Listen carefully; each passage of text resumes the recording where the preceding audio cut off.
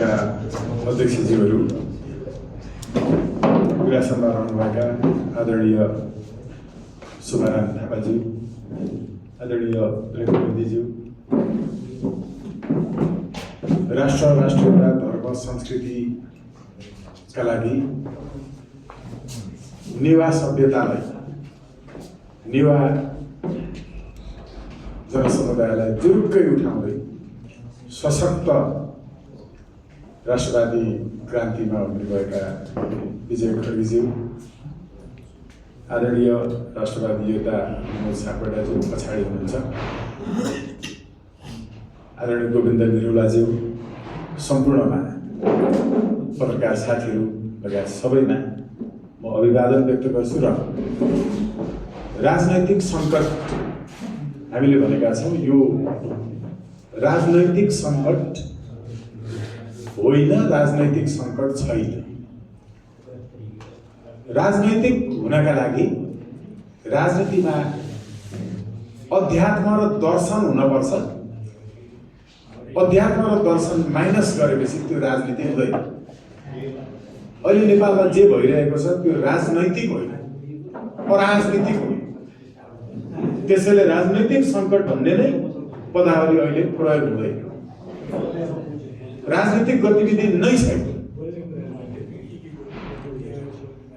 म विनम्रतापूर्वक निवेदन गर्छु कि यो वर्तमान सङ्कट पनि होइन। हामीले वर्तमान राजनीतिक सङ्कट भनेका छौँ नि, अन्तर्क्रियाको। यो सङ्कट सुरु भएको 2046 साल चैत्र 26 गते पश्चात हो र त्यसले कागजी रूप धारण गरेको 2047 साल कार्तिक 23 गते शुक्रबार हो। त्यहाँदेखिको सङ्कट हो, यो वर्तमान मात्रै होइन। त्यो भनेको राजाका हातखुट्टाहरू काटेर राजालाई संवैधानिक बनाएर। म स्ट्रङली अपोज गर्छु आदरणीय डाक्टर धवलशमशेर राणाज्यूको भनाइलाई, किनकि कन्स्टिट्युसनल मोनर्किजमको उहाँले कुरा गर्नुभयो। राजा स्वयंबाट पनि मलाई त्यस्तो सङ्केत भएपछि मैले बोलेको हुँ भन्नुभयो। तपाईँले साँच्चै हिन्दू राष्ट्र भन्नुहुन्छ भने राजा संवैधानिक भएर बसिरहने, लुते राजा हुने, अनि राजावादी पार्टीकै नेता पशुपति शमशेर जबरा र डाक्टर प्रकाश चन्द्र लोहनीले महाकाली पास गरिरहने, यस्तो हुँदैन। त्यो संवैधानिक राष्ट्रता मै भएको थियो। 46 सालपछि संवैधानिक राष्ट्रता पनि थियो, राजावादी पार्टी पनि थिए, राजा पनि थिए, तर देश लुटिएकै हो। त्यसैले लुते तानाशाहको भुत्ते राष्ट्रवाद चाहिँदैन, सक्रिय राजा चाहिन्छ, सिधा चाहिन्छ। अब तपाईले विधिबाट, धर्मबाट कहाँ धर्मको राजनीति गर्ने भन्छन् मान्छेहरू। धर्मको राजनीति नगर्ने हो भने पापको गर्ने हो त। हामी धर्मकै गर्ने। राजनीति धर्मको, धर्मको राजनीति पापको होइन। त्यसैले हामी धर्मको राजनीति गर्छौँ। हाम्रो धर्मले के भन्छ? हाम्रो धर्मले बिहान बेलुकै घरमा आरती गर्दा पनि म गर्छु, ईश्वर अल्लाह तेरो नाम सबको सम्मति दे भगवान भन्छ। म ईश्वर पनि भन्छु, अल्लाह पनि भन्छु, भगवान पनि भन्छु। आरती नै हामी त्यसरी गर्छौँ। हिन्दू भनेको संसारको यस्तो धर्म हो जो बहुईश्वरवादी धर्म हो। Pluralistic religion world is none other than Hindu. Christian साथीहरू, इस्लामिक साथीहरू एकेश्वरवादी हुन्। उहाँहरू एकेश्वरवादी हुनुहुन्छ, एक ईश्वरको मात्र अस्तित्वलाई स्वीकार गर्नुहुन्छ। र हिन्दुइजम इट्सेल्फ इज प्लुरलिजम, यो बहुईश्वरवादी धर्म हो। तपाईँ स्पेनमा हेर्नुहोस् पत्रकार साथीहरू, केही अघि बीबीसीमा समाचार पढ्दै गरेकी एकजना सञ्चारकर्मी पत्रकार लेड्जियालाई स्पेनको युवराजाधिराजले टिभीमा हेर्दा हेर्दै वान साइडेड लभ भयो, राम्री लाग्यो, प्रेम प्रस्ताव पठाए। हुन्छ भने त्यहाँ चाहिँ फेरि युवराजाधिराजले बिहे गर्ने केटी युवराजाधिराजले मन पराएर हुँदैन, संसदले मन पराउनुपर्छ। संसदले पास गर्नु, संसदले मात्रै पास गरेर हुँदैन, क्याबिनेटले पनि ओके गर्नुपर्छ, क्याबिनेटले पनि ओके गर्नु। अब त्यसपछि धर्मगुरुले रोकिदियो। अफिसियल स्टेट चर्च, आधिकारिक राजकीय चर्चको मूल धर्मगुरुले हुन्छ भने हुन्छ, हुन्न भने हुन्न। हुन्न भन्दा भन्दै गरेछ भने इस्लामिक स्टेटमा हेर्नुहोस् न, अदालतको फैसला जेसुकै गर्ने न्यायाधीशलाई पनि काटिदिने आदेश दिन्छ। अफिसियल स्टेट मस्कको प्रमुख धर्मगुरुले फतवा जारी गर्छ। विधि संहिता नैतिकताको विरुद्धको निर्णय गर्यो भने प्रधानमन्त्रीलाई पनि फाँसी दिने निर्णय गर्छ धर्मगुरुले, थाहा छ नि। अब स्पेनमा के भयो, युवराजाधिराजले मन पराएको केटी बिहे गर्न पाउँदैनौ कि युवराजाधिराज पद त्याग कि केटी त्याग, only because of being the member of non-Christian family, that is also an orthodox family. एउटा साँच्चै सुसंस्कारित परम्परागत क्रिस्चियन परिवारको केटी नभएको हुनाले युवराजराजले बिहे गर्न पाउँदैन भनेर धर्मगुरुले भने, अनि उनले युवराजराज पद त्यागिदिए, केटी बिहे गरे। पछि फेरि 32 मा लिएर कन्भर्सन गरेर केटीले क्रिस्चियनिजम ग्रहण गरेपछि मात्रै युवराजराज पद फिर्ता दिए। अघि भनेको राजा 1-2 वर्ष त राम्रै हुन्छ, त्यसपछि फेरि के हुन्छ, मान्छे हो, गडबड हुन सक्छ, अनि विकृतिहरूका विषयमा आउँछन् फेरि भन्ने कुरा गर्नुभयो डाक्टर धवल शमशेर चौधरीले। त्यस्तो हुने छैन। कति बेला हुने छैन भने योगी नरहरिनाथज्यूले भने जस्तो भएपछि हुने छैन। साथीहरू, योगी नरहरिनाथज्यूले के भन्नुहुन्थ्यो, सिधा राजाको विरोध गर्नुहुन्थ्यो। राजा भएर जेसुकै खाने, राजा भएर अभक्ष्य खाने, राजा भएर धर्ममा नबस्ने, राजा भएर न्यायको पालन नगर्ने, राजा भएर नीतिमा नबस्ने, त्यति बेलाका तथाकथित अहिलेका राजाका सचिवहरू जस्तै। सचिव भनेको मैले त्यहाँ दाँत फुस्केका वालाहरू भनेको है, दाँत फुस्केका वाला मात्रै भनेको सचिव, बुढाखाडा, तिनीहरूले जस्तै राजालाई कुरा लगाए, योगी नरहरिनाथलाई जेल हाल्नुपर्छ, राजाको विरोध गर्ने भने। योगी नरहरिनाथज्यूलाई पक्राउ गरियो। उहाँले भनेको नमानेरै त यस्तो भएको नि राजसंस्थाको। तर साँच्चै धर्म बमोजिम चल्दा राजालाई पनि एक पाइलो दायाँमा धर्म विपरीत गर्न दिइने छैन। त्यो परिषदले गर्छ, राज परिषदले गर्छ। योगी नरहरिनाथज्यू जस्तो अहिले पनि हुनुहुन्छ यो देशमा सन्त महन्त गुरुहरू। राजालाई त्यति बेला पशुपति भट्ट महर्जनज्यूले 5000 मान्छेको हस्ताक्षर बटुलेर देशैभरिबाट यो मान्छेलाई चाहिँ राज परिषदबाट हटाउनुपर्छ भनेर कुरा लगाएर देशभरिको 5000 मान्छेको हस्ताक्षर लगेर बुझाए। उत्तम कुमार परियार जो क्रिस्चियन हुनुहुन्थ्यो, राज परिषदमा हुनुहुन्थ्यो, त्यति बेलाको सम्माननीय सदस्य, उहाँ त क्रिस्चियन हो, उहाँले राज परिषदबाट हटाउनुपर्छ भनेर लगेर हस्ताक्षर बुझाउँदा उहाँ बेलायत हुनुहुन्थ्यो। बेलायतबाट आएपछि अनि तपाईँ दरबार जानु पर्यो भनेर पशुपति भट्ट महर्जनज्यूले नै भनेपछि म जानुभयो। मेरो विरुद्धमा 5000 हस्ताक्षर छ अरे, मलाई ठिकै छ, बिदा पाउँ, राजीनामा दिन्छु। राजाबाट के भनेको छ भने त्यसो होइन, जे जसरी भित्रिए यहाँ क्रिस्चियनहरू पनि केही छन्, त्यो क्रिस्चियनहरूको तर्फबाट तिमीले मलाई के सल्लाह दिन्छ म सुन्छु, त्यो सल्लाह दिने परिषदमा तिमी हुनुपर्छ, बस, राजीनामा दिनु पर्दैन, 5000 को हस्ताक्षर भए पनि भनेर राजाले क्रिस्चियनलाई पनि राख्नु भएको थियो क्या सल्लाहकार राज परिषद। त्यसकारण त्यो देशमा क्रिस्चियनहरू पनि कोही असुरक्षित हुने छैन। डाक्टर मोहम्मद मोहसिनहरू, अलिमियाहरू, शेख इद्रिसहरू सबैले राजाको हातबाट टीका लाउनुहुन्थ्यो। अहिले पनि स्याङ्जातिरका हाम्रा इस्लाम धर्मी साथीहरू तिहारको टीका लगाउनुहुन्छ। राजाको कारणले जोडिएको छ संस्कृति। राजाको पनि विरोध गर्नुपर्छ, राजाका सचिवहरूको पनि गर्नुपर्छ। अहिले यही झुन्डले हो गडबड गराएको, हुन नदिएको त्यही झुन्डले हो। अघि मैले सङ्केत गरेको, यत्रा मान्छेहरू आन्दोलित भए, घाइते भए, ज्यान गुम्यो। उहाँहरूको परिवारको तर्फबाट उहाँहरूलाई गएर राजपरिवारको तर्फबाट भेटिदिने, अस्पतालमा अलिकति सामान्य खर्च हेरिदिने काम गर्नु पर्यो भनेर त्यो मिलाएर गएको समूहलाई त्यो सचिवले, त्यो झुन्डले भेट्न दिएन। इच्छा थियो राजाको, तर पैसा कहाँ गयो? आन्दोलन गर्छु भन्नेहरूले बाँडेर खाए। हो, यसरी राजालाई बदनाम गराइयो त्यही सचिवहरूको कारणले।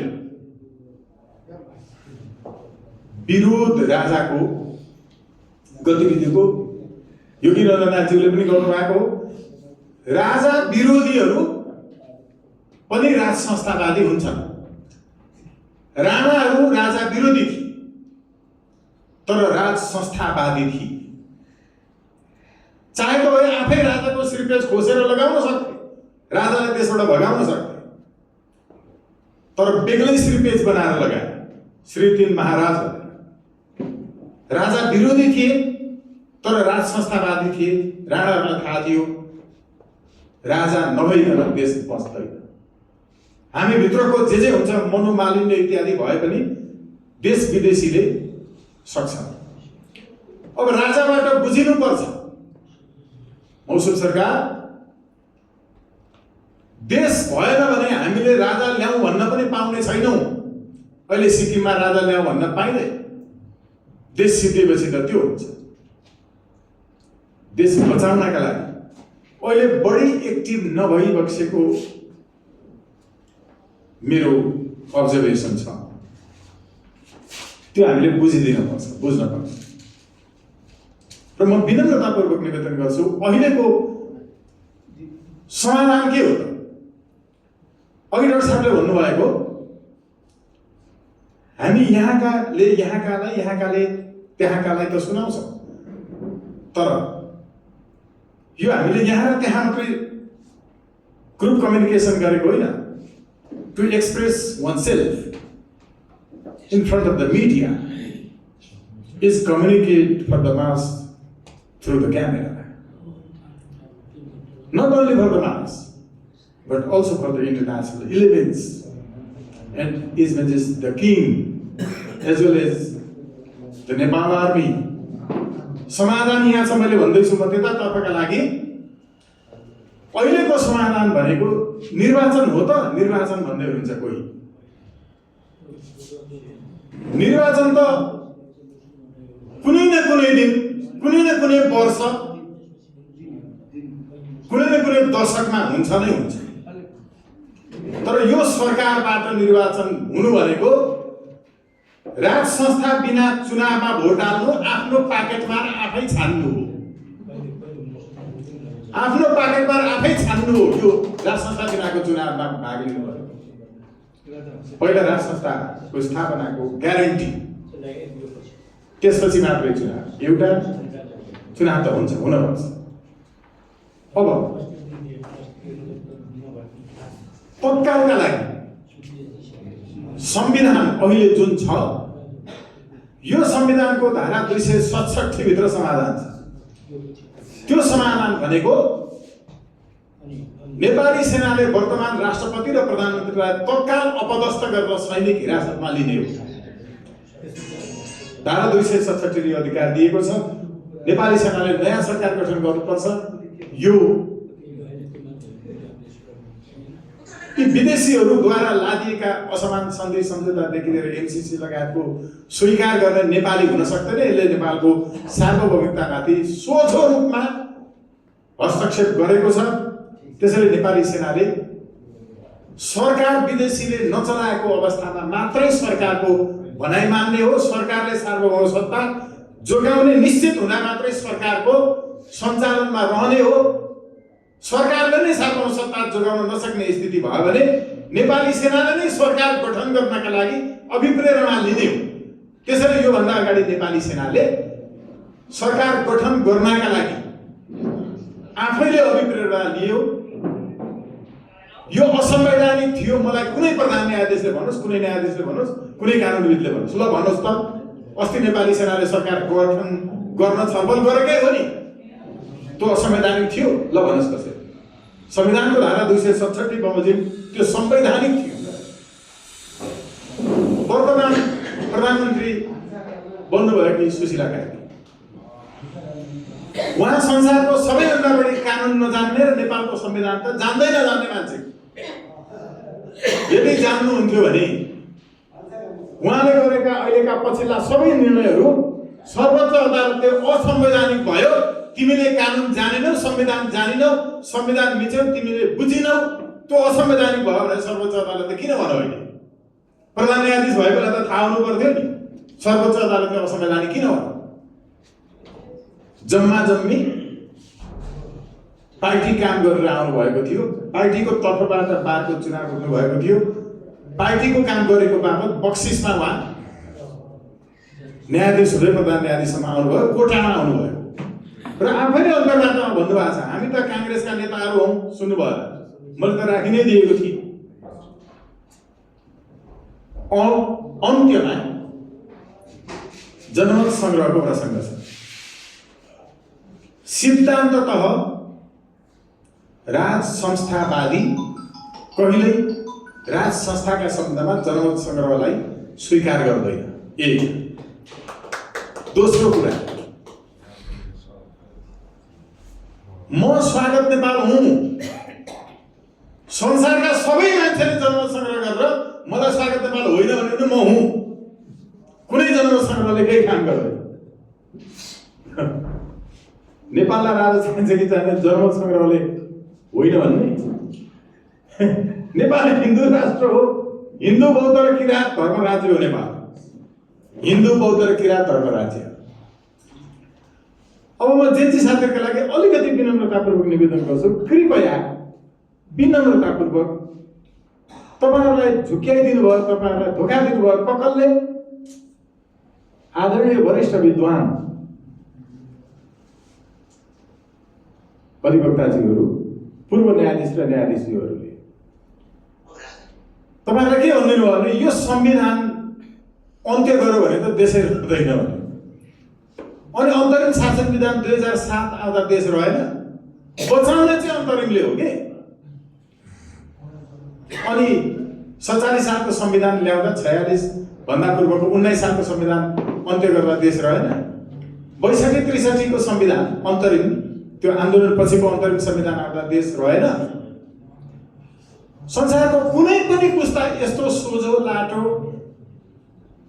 आन्दोलनमा, क्रान्तिमा, संघर्षमा देखिएको थिएन जुन नेपालमा देखियो, जसले आन्दोलन चाहिँ आफू गर्यो अनि सरकारमा चाहिँ बुढापाकाहरूलाई पुर्यायो। यस्तो कहिले भएको छैन संसारमा। अनि ट्यालेन्टहरू, इन्टेलिजेन्टहरू हेर्नु, इन्टेलिजेन्ट त ओलीदेवा प्रचण्ड थिए के।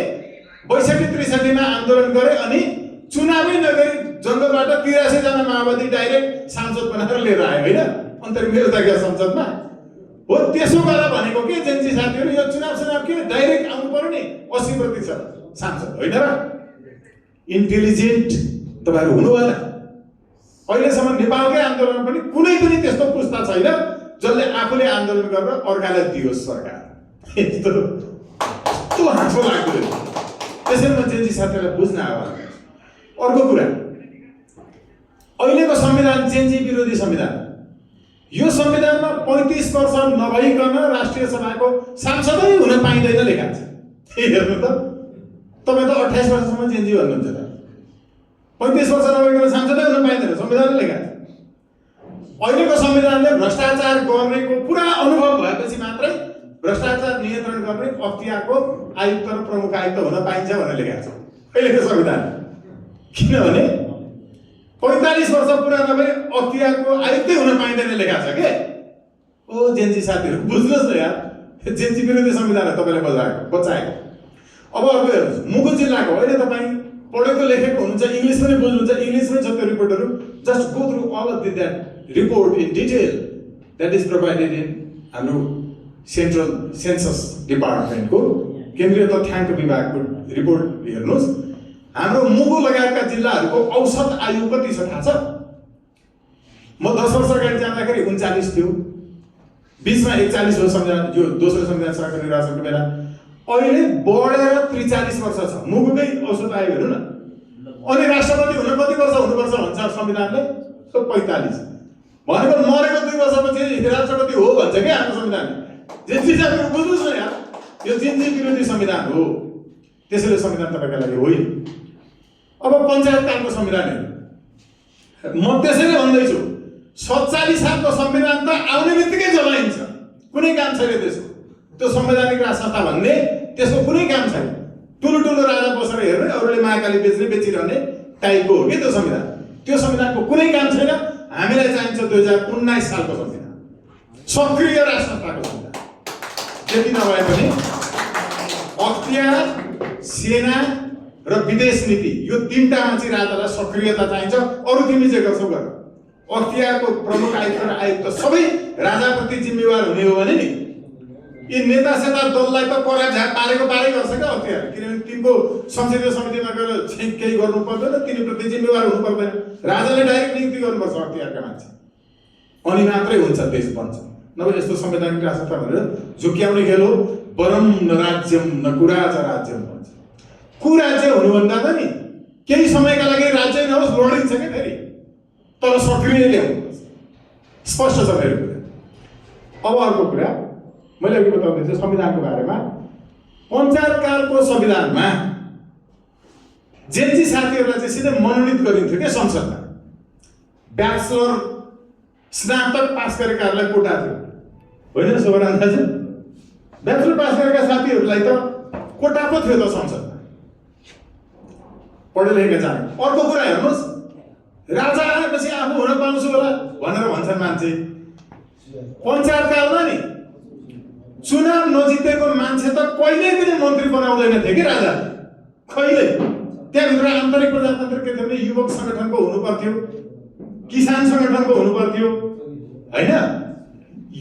त्यहाँभित्रका वर्गीय सङ्गठनहरू थिए। वर्गीय सङ्गठनमा चुनाव जित्दै आएर अनि जिपम्स भएपछि मात्रै रापम्स राष्ट्रिय पञ्चायतको सदस्य हुन पाइन्थ्यो।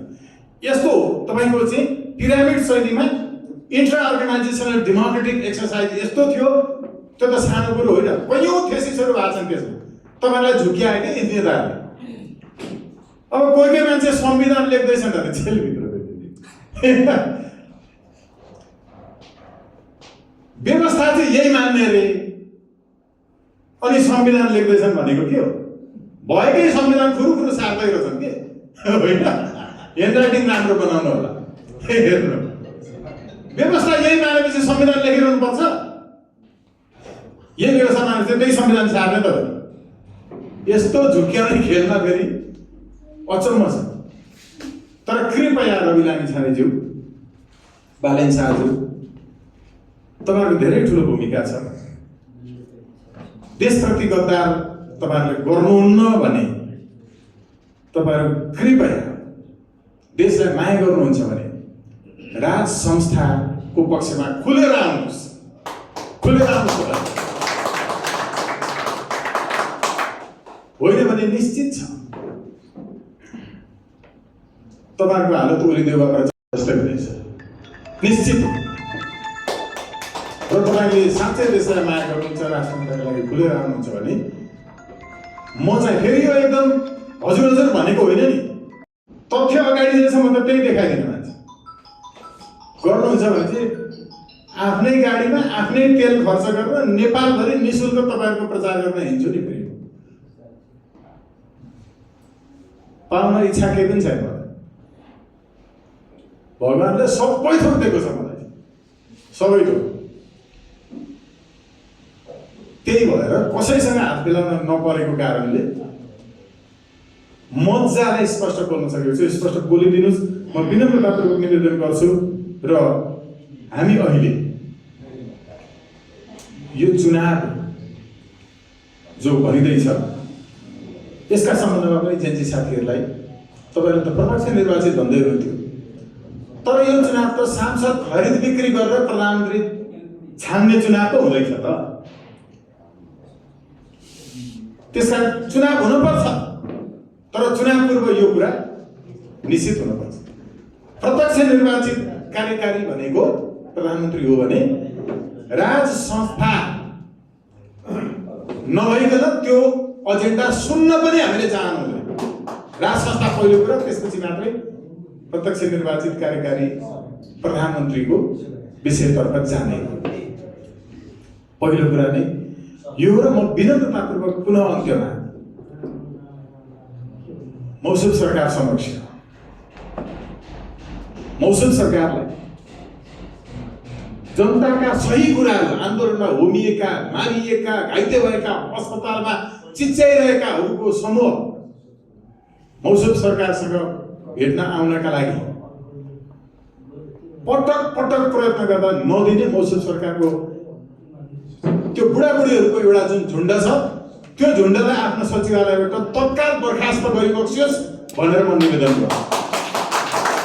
अहिलेसम्म मौसम सरकारलाई राज संस्थालाई धोका दिएको त्यही एउटा त्यस्तो वर्ग, त्यो एउटा झुन्ड छ। सिधा समेत म त भेटेको छु 4-5 पल्ट। अब भेट्न यो भनेकै कारणले नमिल्ने हो भने पनि नि म आजीवन भेट्दिनँ, तर देशको लागि बोल्छु। किनकि राजावादी हुन राजालाई भेटिरहनु पर्दैन। केपी ओलीले मार्क्सलाई भेटेर मार्क्सवादी भएको हो होइन? सिपी मैनालीले लेनिनलाई भेटेर लेनिनवादी भएको हो? देश सबभन्दा माथि छ भने त्यसैले मौसम सरकार वेदलाई मान्नु पर्छ। वेदले के भन्छ? महत राजा स्वयं द्रष्टा स्वयं हित्वा प्रिया प्रिय।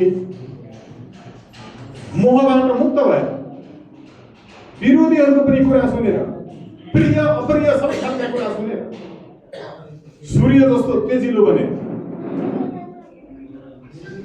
आफ्नै नजिककाहरूले पनि आफ्ना लागि प्रिय मात्र हुन खोजेर बताएका कुराहरूलाई निस्तेज गर्ने गरी निर्ममतापूर्वक निर्णय लिनुपर्छ।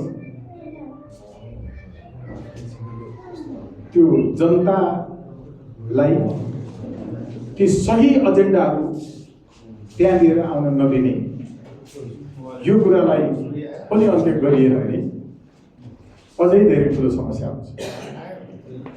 अघि हाम्रो मनोज सापकोटाजीले भन्नुभएको छ, यदि यो पहल कदमी नलिने हो भने नेपाली जनताले जबरजस्त भए पनि राणाले ल्याएर जबरजस्ती खोपीमा राखेर पनि देश चाहिँ बचाउनु पर्छ भनेर चलाएको हो नि त। त्यति बेला भएको के थियो भने भीमसेन थापाको धेरै ठुलो योगदान छ त्यसमा, तर एउटा विषयमा उहाँबाट खतरा थियो। नेपाली सेनालाई फ्रान्सबाट ट्रेनिङ दिनका लागि टुकडी ल्याइयो।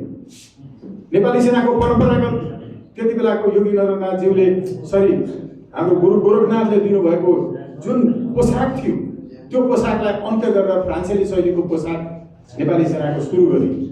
गोर्खाली सेना त्यो बेला रातो टोपी यसरी ठाडो खालको लगाउन लागियो। भीमसेन थापाले त्यो गर्नुभएको सँगसँगै आधुनिकीकरण गर्न चाहिँ खोज्नु भएको थियो, तर फ्रान्सेली हस्तक्षेप बढ्ने हो भनेर अनि राणाहरूले राजालाई पनि एकातिर पन्छाएर देश जोगाउनका लागि राजालाई खोपीमा राखेर सेनालाई लिएर अगाडि बढेर त्यति बेला विदेशी हस्तक्षेपबाट मुक्त गराएको थियो। यत्तिकै जन्मिएको थिएन राणा शासन। म नेपाली सेनाको नेतृत्वलाई, प्रधान सेनापतिलाई समेत जनतालाई साथमा लिएर, जनतालाई साथ दिन्छ, हामी दिन तयार छौँ। अहिले यति बेला राज संस्थाबाट पहल कदमी लिन ढिलाइ हुने हो भने पनि तत्कालै नेपाली सेनाले यो पहल कदमी लिनुपर्छ। यसका लागि हामीले साथ दिनुपर्छ। यो नै अहिलेको समाधानको बाटो हो। आभार व्यक्त गर्छु, धन्यवाद ज्ञापन गर्छु सबैभन्दा।